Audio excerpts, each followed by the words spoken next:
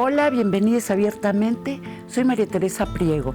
El 28 de junio es, desde 1970, el Día del Orgullo de las Comunidades LGBTQE+. En México, la primera marcha tuvo lugar el 29 de junio de 1979. 3 meses antes, José Joaquín Blanco publicó su ensayo Ojos que da pánico soñar en el suplemento Sábado del periódico 1+1. Y ese texto se convirtió en un manifiesto. Cito: la homosexualidad, como cualquier otra conducta sexual, no tiene esencia, sino historia. Y una historia más allá del armario comenzaba a escribirse. Ya no se trataba solo de decir que alguna vez existieron Safo, el emperador Adriano, Miguel Ángel y Oscar Wilde. Se trataba de un yo me nombro individual y colectivo. Yo me nombro hoy en mi subjetividad, en mi cuerpo, en mi realidad presente y deseante. El movimiento de liberación se insertaba en el legado de las luchas por los derechos civiles y en el post-68. Corría paralelo y se entrecruzaba con el movimiento feminista, también naciente. José Joaquín Blanco colocó la demanda donde se debe desde 1979. Cito: ningún hombre digno puede aceptar, ninguna mujer, agrego yo, la vejación de ser tolerado, porque no estamos hablando de graciosas concesiones, sino de igualdad y de derechos. Hay que hablar de nuestros deseos, hablar de lo que nos duele, lo que nos hace felices, lo que nos avergüenza, lo que nos da miedo. Traemos tanto dentro, silenciado y secreto, tanto no dicho. ¿Cómo hablar de lo velado, de lo oculto, de lo que nos mueve? Las palabras que nombran tienden puentes y construyen futuros. Ayudan a escucharnos y respetarnos. Cada cabeza es un mundo, una munda.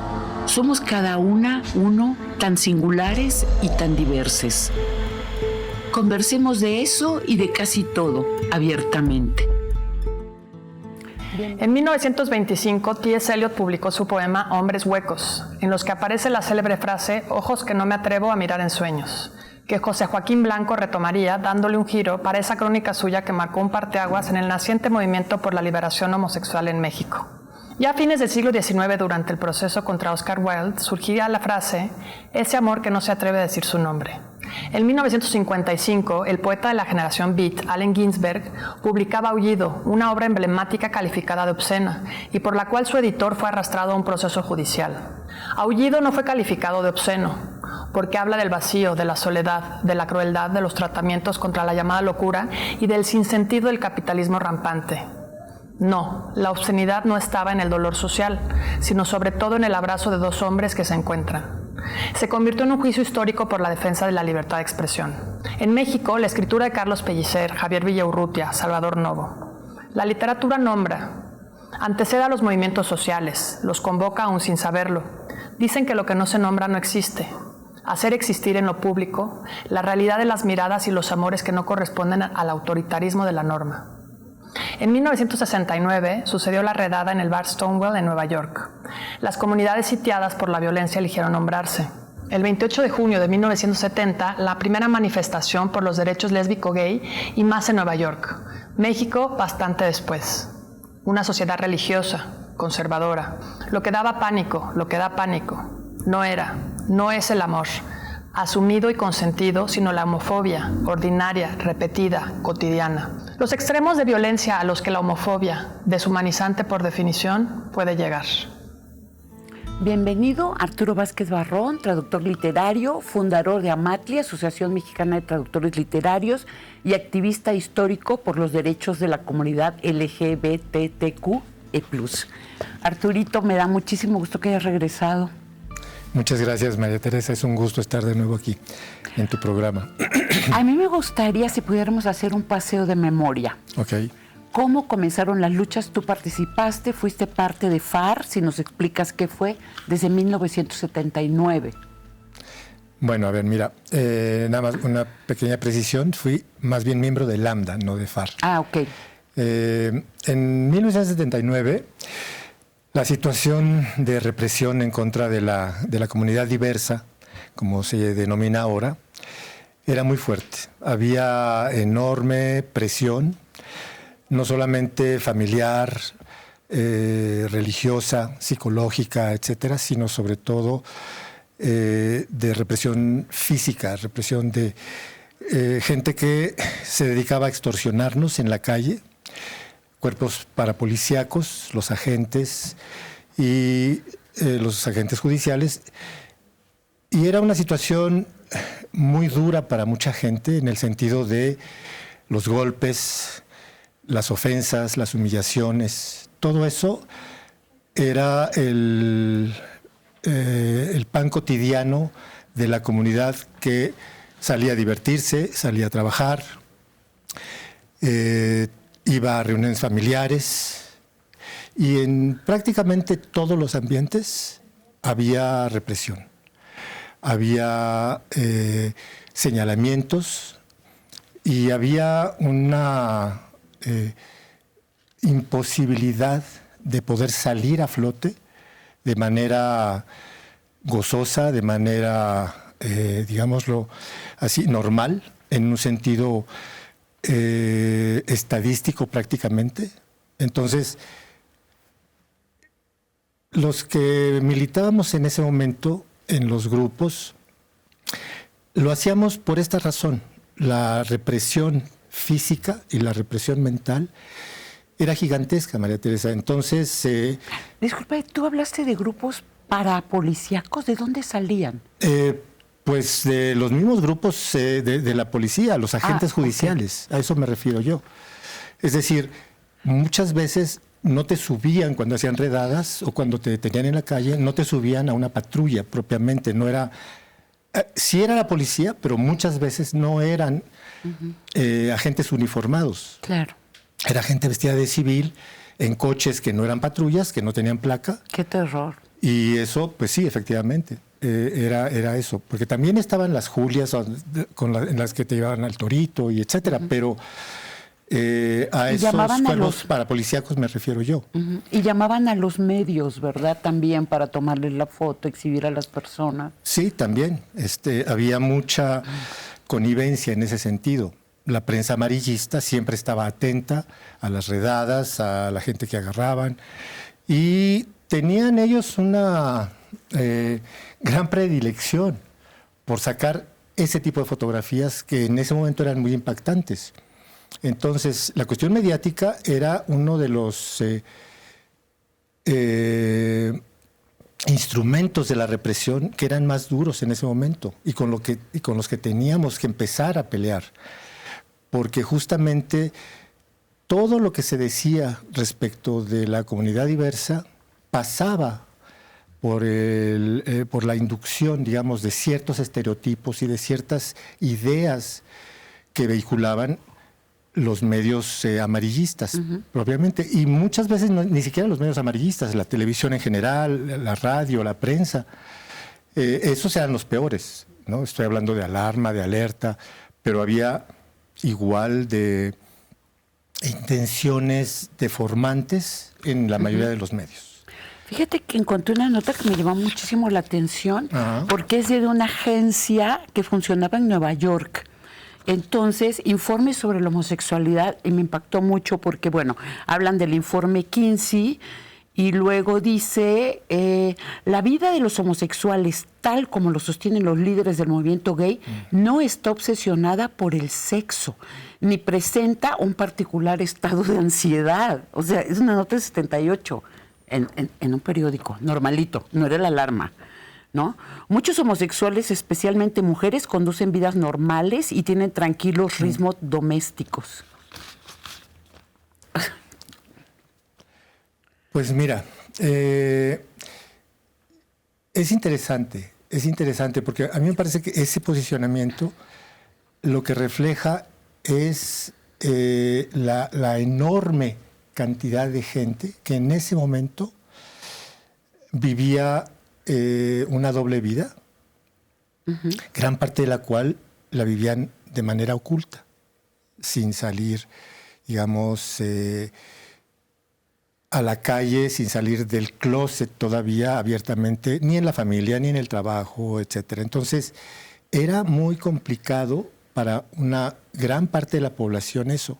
El hecho de que diga que no vivían obsesionados con el sexo, pues bueno, me parece realmente de risa.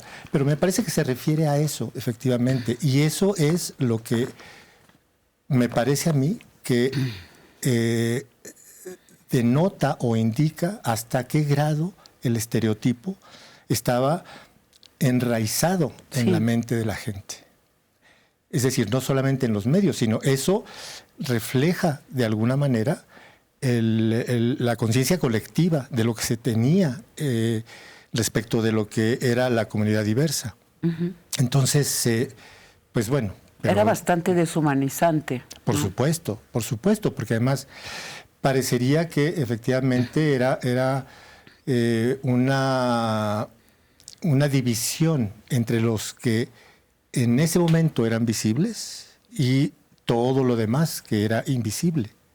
Entonces, yo creo que gran parte del beneficio colectivo que tuvieron los movimientos de liberación homosexual, no solamente en México, sino en todas partes del mundo, fue justamente la visibilización de todos los sectores que conforman la diversidad sexual. No es solamente uno de los sectores que son los, digamos, más visibles, pero hay gran cantidad de gente que forma parte de la comunidad y que no es, digamos, no son detectables en el sentido de cómo se visten, cómo actúan, etc. Y esa es la gran mayoría también. Eso es importante decirlo, pero no deja de ser un prejuicio, efectivamente. Entonces, en ese momento, me parece que eso refleja la situación que se estaba viviendo. Es decir, toda una gran cantidad de población de la diversidad sexual que estaba pugnando por ser, porque lo dejaran ser sin que lo estuvieran reprimiendo. Entonces... Además, lo que a mí me parece inexplicable es que la represión pasara por un supuesto e inexistente daño a terceros. Sí, claro. En ese sentido, la represión apuntaba directamente a eso que estás diciendo en cuanto al daño a terceros y que era inexistente, efectivamente. No había manera de decir que eso era como una, ¿cómo te diré?, una conspiración en contra de la población inerme, inocente, etcétera. O sea, sí, esa es. De hecho, fíjate, en la represión en México, y yo me imagino que en muchos otros países, justamente ese argumento es el que siempre nos daban cuando nos agarraban los agentes o cuando nos agarraba la policía. En el sentido siguiente, siempre nos acusaban de que habíamos o violado a alguien o nos habíamos aprovechado de alguien, etcétera. Es decir, como un mal ejemplo. Los malos de la película, y como si la población fuera una especie como de grupo humano sin ningún tipo de conciencia y sin ningún tipo de voluntad, de los que nosotros nos aprovechábamos, ¿no? Sí, nos vamos a interrumpir tantito. Okay. Regresamos. Abiertamente, continuamos. Abiertamente, regresamos. Vamos a nuestro fetiche de hoy, son dos carteles. El primero, el 26 de julio de 1978, un contingente del Frente de Liberación Homosexual de México se suma a la marcha conmemorativa de la Revolución Cubana. Por primera vez, un puñado, sí que de valientes, tomó el riesgo de una aparición pública con sus pancartas en mano. Ese año ya existían 3 colectivos en defensa de los derechos de homosexuales y lesbianas: FAR, el Frente Homosexual de Acción Revolucionaria, el Grupo Lambda de Liberación Homosexual y el Grupo Autónomo de Lesbianas Oikabet, que venía de las experiencias colectivas previas de la colectiva Ácratas y la colectiva Lesbos. La segunda participación de un contingente lésbico gay ocurrió durante la manifestación del 2 de octubre del mismo año. Podemos ver en la parte de arriba el cartel que convoca la marcha con las iniciales. Hasta que un año después llegó el momento de la primera marcha del orgullo gay, En México fue el 29 de junio de 1979. El segundo cartel es la convocatoria conjunta de FARC y Lambda. Las principales consignas: alto a la represión, homosexuales y lesbianas, y no hay libertad política si no hay libertad sexual. Nos estabas... ya vi tu miradita de nostalgia, mi querido Arturo. ¿Qué edad tenías entonces? Pues era 1979, yo nací en 56. ¿Tus 20? Más o menos, 21 por ahí. Sí. Sí. ¿Cómo fue entonces? ¿Tienes memoria de esa primera marcha? Pues el recuerdo, conforme pasa el tiempo, se vuelve difuso, ¿no? La primera marcha fue muy emocionante.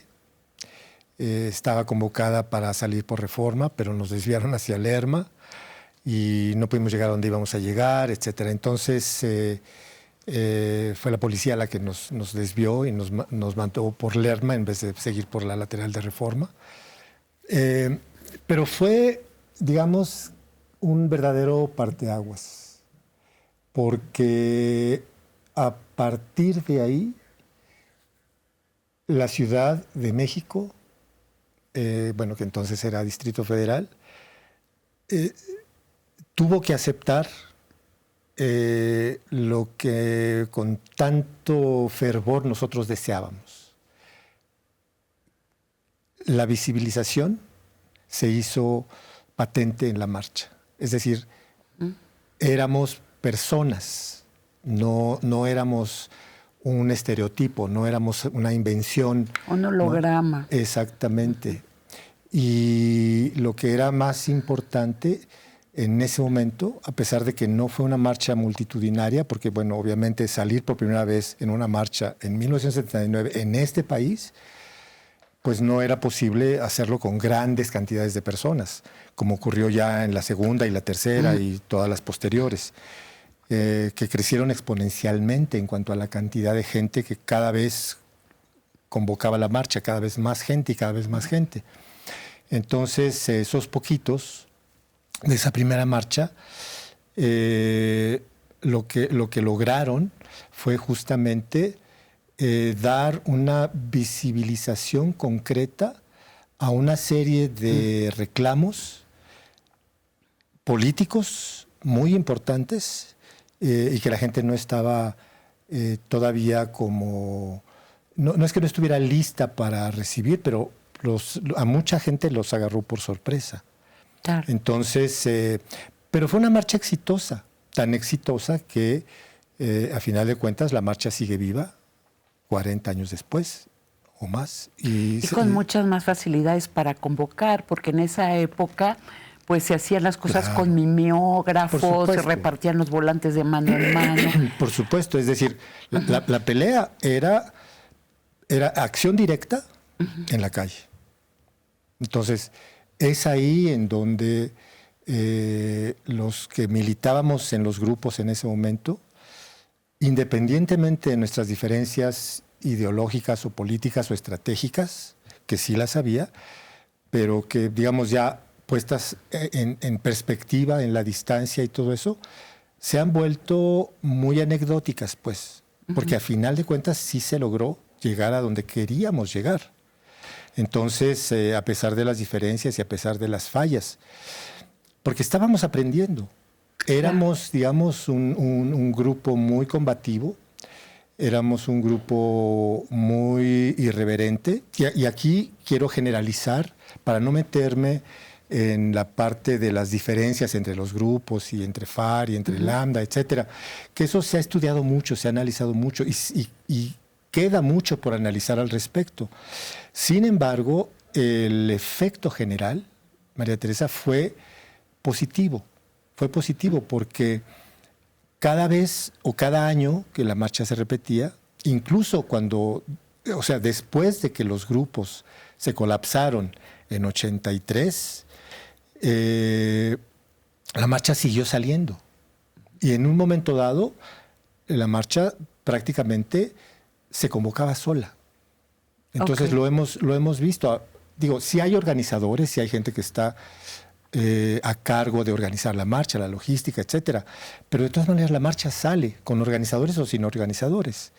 Entonces, ha habido muchos avances en ese sentido, pero si te das cuenta, el principal, que es la visibilización y la aceptación de que la diferencia tiene derecho a existir, es decir, tenemos derechos políticos, tenemos derechos sociales, tenemos derechos humanos, fue un éxito. Antes de que fuéramos al corte, tú me estabas comentando lo que tú después llamaste las coartadas, ¿no? De la policía, de la ultraderecha, de los grupos hiperconservadores, para justificar el maltrato a las personas por su diferencia sexual. Pues mira, la verdad es que no tenían otro modo de justificar la extorsión de la que éramos objeto, más que inventando cosas. Pero lo que te voy a contar es algo que sí ocurrió, que sí me ocurrió a mí además. Y curiosamente, hace poco me enteré de que levantaron a 2 compañeros y los agentes les dijeron exactamente lo que a mí me dijeron hace 40 años. En la calle me levantaron junto con un amigo de provincia, unos agentes. A él lo subieron a un coche sin placas, a mí me subieron a otro, nos separaron. Y lo que a mí me dijeron, además de darme golpes en la cabeza y... Bueno, el maltrato físico fue importante, pero no tan importante como la humillación interna, pues. Entonces me quitaron cartera, me quitaron reloj, me quitaron el cinturón que llevaba, dinero, etcétera. Y me dijeron, lo que pasa es que usted tiene una apariencia física que es muy parecida a la de alguien que violó al hijo de un alto funcionario.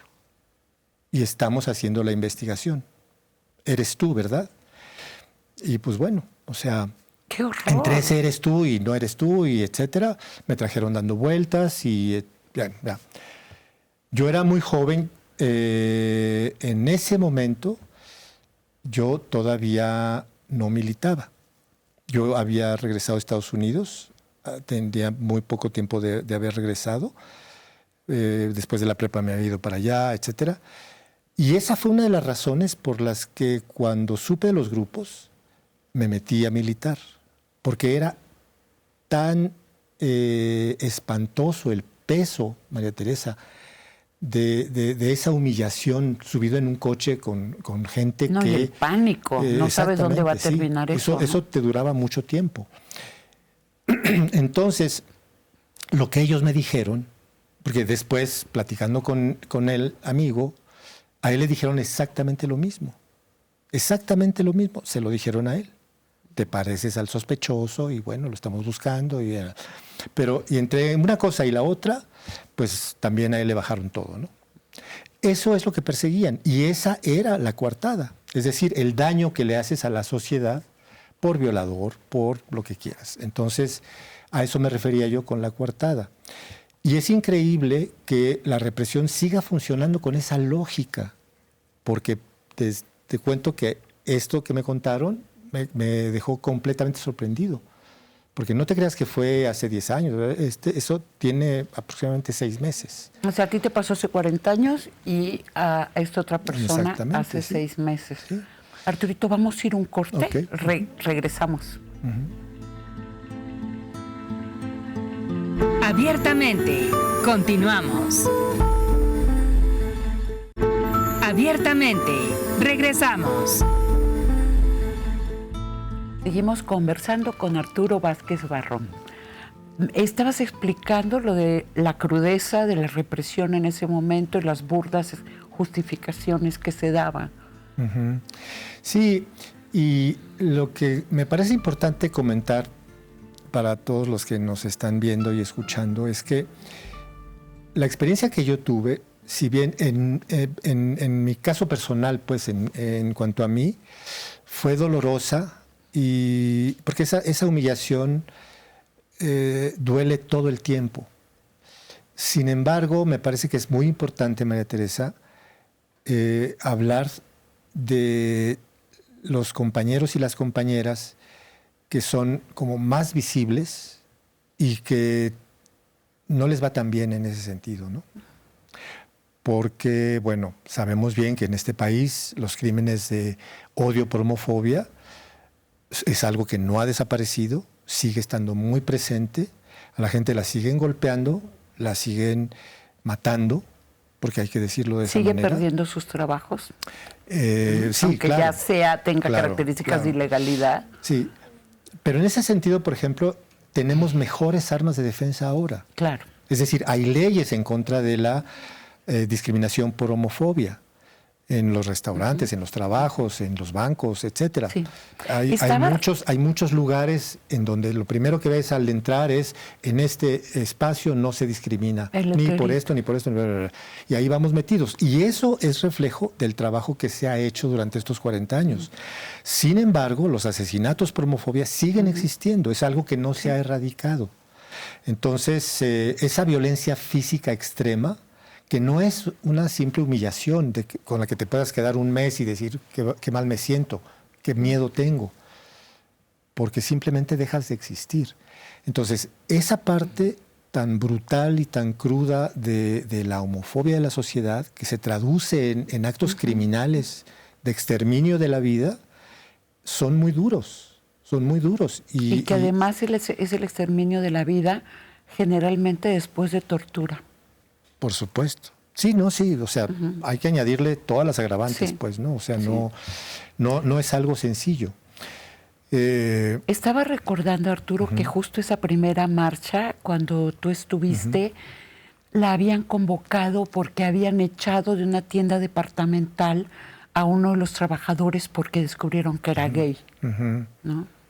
Sí, pues mira, el aspecto laboral, por ejemplo, era bastante importante. Ese fue un caso paradigmático, pero había otros también, y siguió habiendo otros muchos.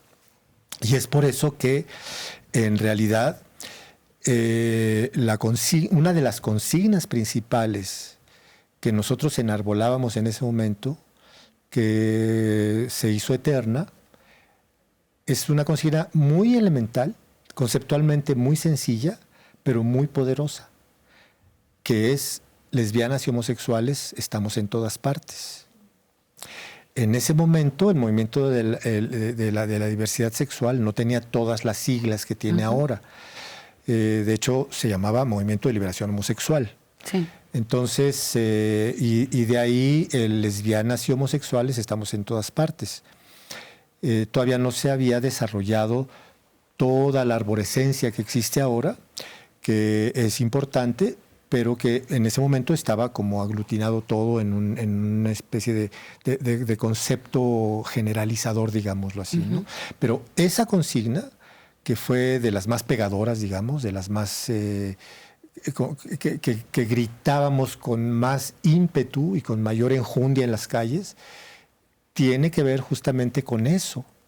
Es decir, en todas partes del mundo laboral, por decir ese apartado solamente, hay homosexuales y lesbianas. Fíjate que me ha llamado la atención, totalmente de acuerdo contigo. Me ha llamado que hay personas que todavía siguen diciendo, por ejemplo, tú dices: en todas partes estamos homosexuales y lesbianas, claro que sí, y las personas responden: en todas partes menos en mi familia. Sí. No sé, me parece de una ingenuidad, de una ceguera, de un nivel de prejuicio. Pues sí, mira, María Teresa, ahorita recordé la vez anterior que estuve aquí contigo y con otros compañeros en el programa. Yo hablaba del elefante en la sala. Somos expertos en no ver el elefante en la sala. Las familias mexicanas lo tienen ahí metido y nunca lo ven. Entonces sí, efectivamente, en todas partes, menos en mi seno familiar, ¿no? Eso no existe aquí. Pero esa, no sé si llamarlo mecanismo de defensa, existe también en otros ámbitos. las mujeres malas, o los padres, o las madres irresponsables, o los padres irresponsables, o etcétera, ¿no? Siempre se niega lo que ocurre en el seno familiar. En el caso de nosotros es particularmente duro porque sí implica una ruptura brutal en los vínculos afectivos familiares, que para la gente eso es muy importante, porque si de por sí te las tienes que arreglar en la soledad de tu recámara cuando estás a punto de dormir y estás viendo más o menos, bueno, quién soy, dónde estoy, qué quiero hacer, y te das cuenta de que estás solo. A mucha gente, digamos, cuando le empieza a caer el 20, en ese momento por lo menos, era lo más común. No tener amigos, no saber a quién decírselo, no tener a quién decírselo.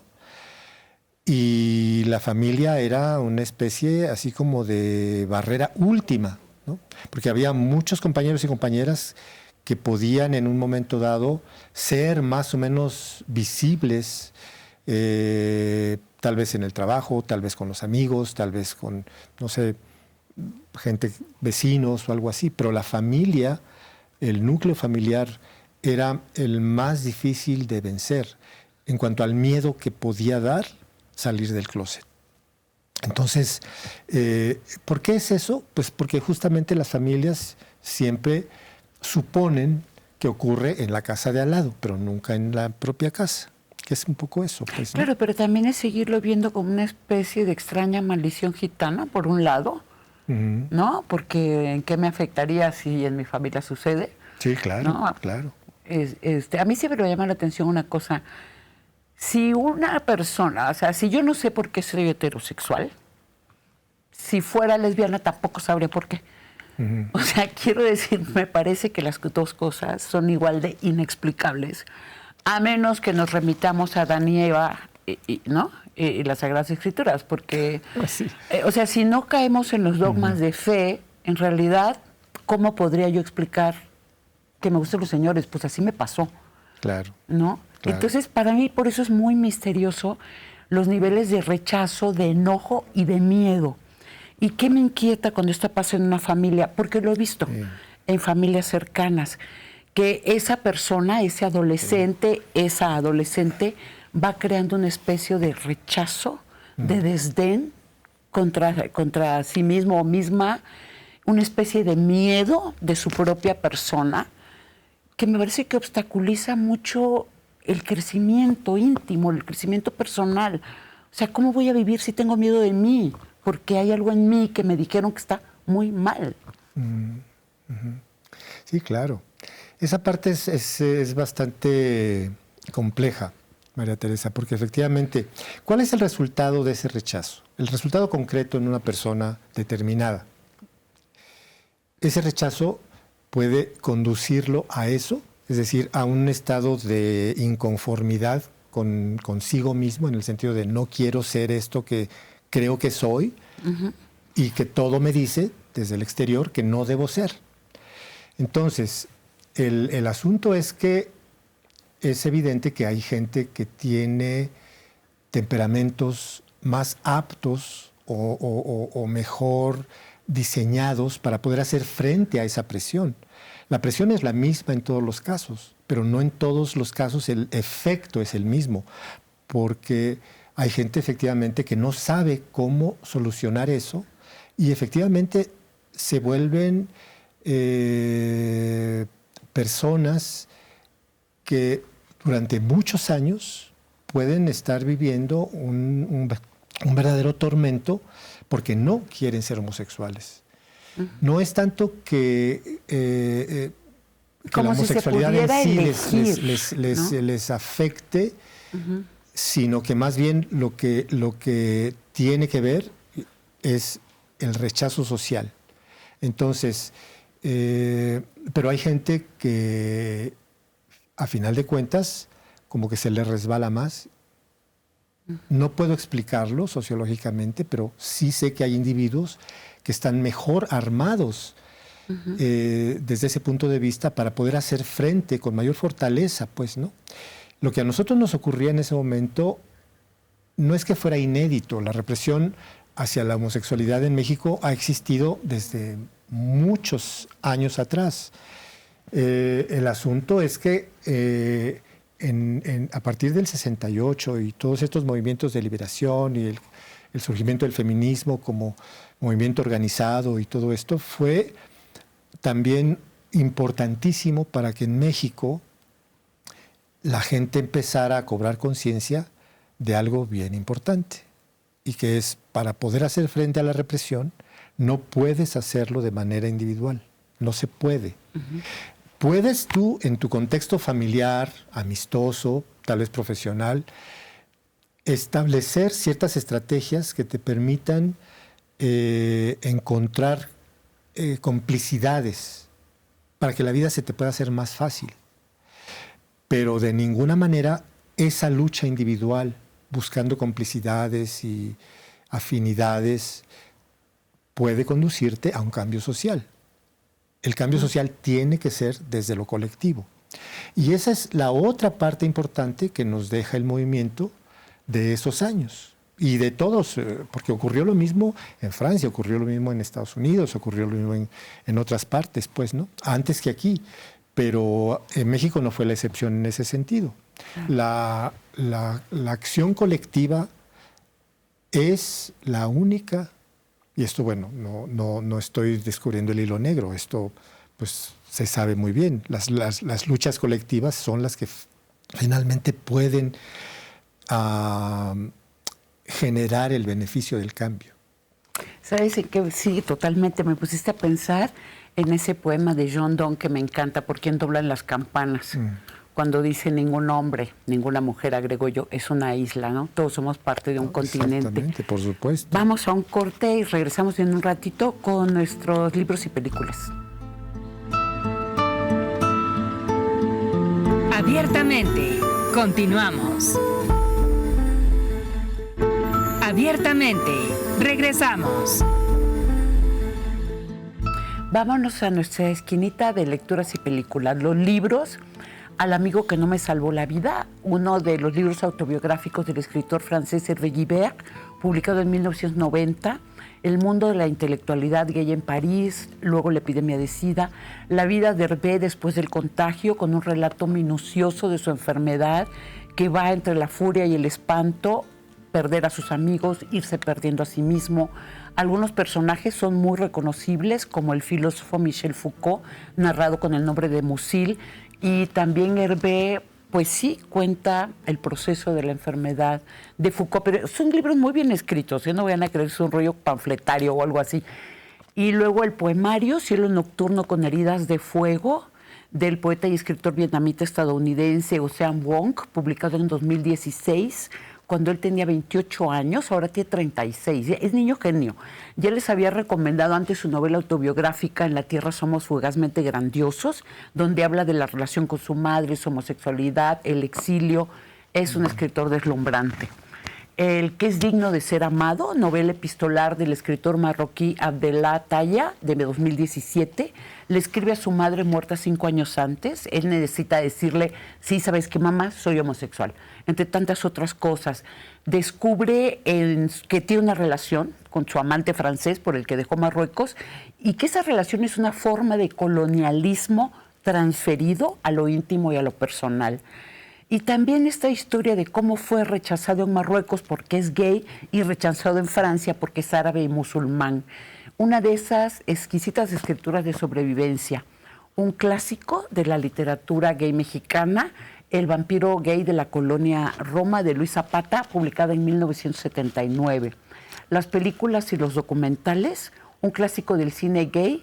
Esta va para Arturito, que la ha visto 500 veces. Querelle, del cineasta alemán Werner Fassbinder, a partir de Querelle de Brest, una historia escrita por Jean Genet. Está ahorita en Movie.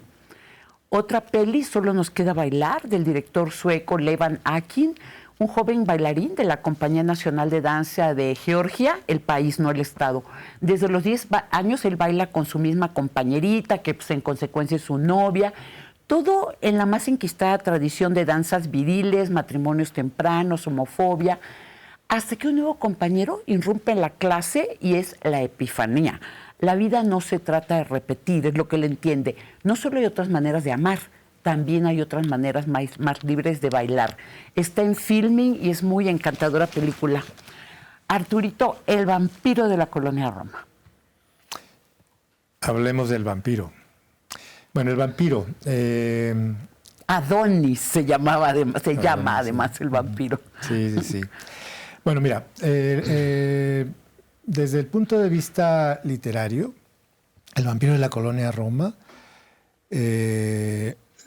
una de las obras más reconocidas de Luis Zapata, no solo en México, sino en otras partes también, fue un parteaguas. Rápidamente te puedo comentar. Introduce una forma narrativa que rompe con muchos esquemas, con muchos cánones.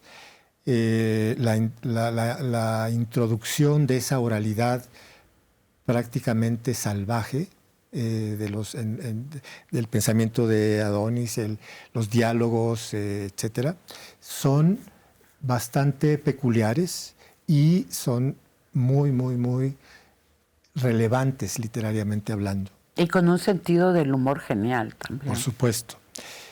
Pero la otra parte del vampiro, que es la parte política, por lo que cuenta y por el tema que introduce en el canon mexicano, es justamente la que creo que es más importante aquí, en el sentido en que el vampiro de la colonia Roma da voz a un prostituto que rompe en 1979 con toda una inexistencia de estas voces que surgen desde la parte más profunda de la sociedad. Entonces, el efecto que tuvo de revelación, no solamente en el ámbito literario, sino en el ámbito social, fue gigantesco. Y es por eso es lo que explica que sea una de las obras más reconocidas, más estudiadas y más interesantes de Luis Zapata. No, pero además es súper lúdico. Para mí en mis 20 fue una revelación. Yo no sabía que esa escritura, ¿no? Porque además se supone que lo están grabando y que ¿no? Es un largo monólogo ante una grabadora. Sí, yo decía, pero qué barbaridad. Y hay mucho juego, hay mucha diversión, aún en los momentos, Arturo, donde se narra un hecho que pareciera más bien desgraciado, ¿no? Sí. Hay algo en el lenguaje donde se vive completamente de otra manera, ¿no? Entonces, este tipo de escritura a partir de testimonios ya se había hecho antes en Francia. No hay que olvidar que Luis, bueno, sale de la Universidad de Letras Francesas, pues conoció muy bien todo el espectro literario francés muy de cerca, y es muy probable que su vampiro haya salido un poco de esa cercanía que tenía con otras literaturas, particularmente con la francesa. Como Jean Genet, por ejemplo. Exactamente. Sin embargo, el rasgo de originalidad es enorme. Entonces, pero bueno, el efecto político fue absoluto. Es un libro del que se sigue hablando, es un libro que se sigue leyendo y es un libro que sigue aportando cosas en el sentido más noble de lo que podemos entender que es la buena literatura, pues, ¿no? Arturo, yo te quería preguntar, hay algo que yo aprendí y entendí cuando te conocí hace 20 y tantos años que te fui a entrevistar y me invitaste a tu casa y un vinito y así. Y es esto que va sucediendo, y lo acabo de volver a encontrar esta idea en un libro de Guillermo Osorno, ¿no? El de Tengo que morir todas las noches. Es este modo de hacer familia. Por ejemplo, supongo que también viene la experiencia de que muchas personas cuando dicen, bueno, pues mi opción sexual es distinta, son rechazados de su familia y se va creando una especie de necesidad de hacer familias entre amigos, hacer comunidades para vivir y apoyarse entre amigos. Ustedes lo hicieron y me pareció tan bonito cuando vi eso en tu casa. La gente no solamente tiene derecho a vivir y a vivir bien, a vivir feliz, a vivir a gusto, tranquila, haciendo lo que quiere hacer. Es decir, no solamente se tiene derecho a eso, se tiene necesidad de eso.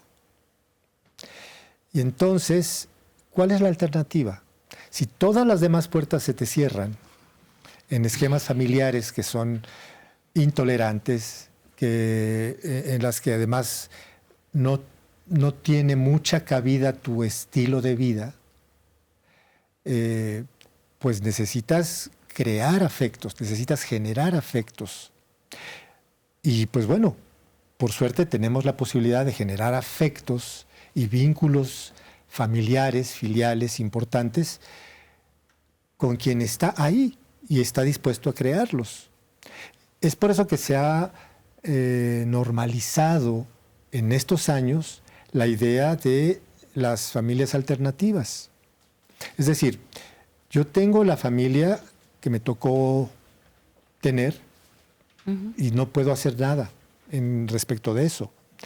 Me tocó cierto tipo de padres, cierto tipo de hermanos, cierto tipo de primos, de tíos, etc. Bueno, ahí nací, eso es lo que tengo.